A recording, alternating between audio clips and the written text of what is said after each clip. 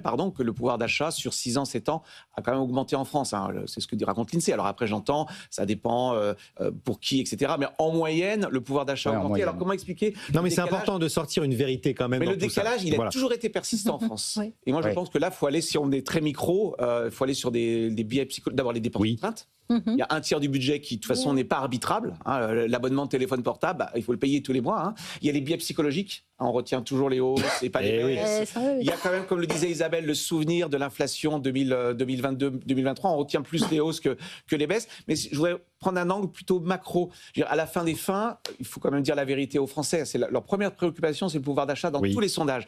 Mais pardon, le pouvoir d'achat, ça n'est pas une variable économique, c'est le résultat d'une politique économique. En d'autres termes, si on veut du pouvoir d'achat, on l'a dit ici sur ce plateau 1 milliard de fois, mais c'est bien de le redire, il faut que la production globale augmente. Et il n'y a pas 50 leviers, il y en a 2. La quantité de travail et la productivité. Les gains de productivité repartent en France, mais ils restent relativement faibles.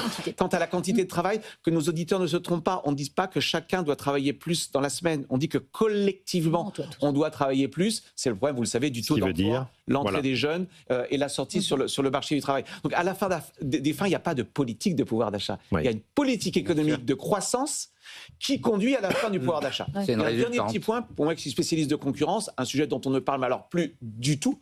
Et d'ailleurs, j'en profite. Moteur de pouvoir d'achat, pour défendre l'autorité de la concurrence dont le budget a été raboté. Je trouve ça absolument lamentable quand on voit que c'est une autorité qui coûte à peu près 20 millions et qui rapporte 400 millions, c'est-à-dire 20 fois ce qu'elle coûte. Moi, j'aurais augmenté son budget. On n'entend plus parler de ce mot concurrence.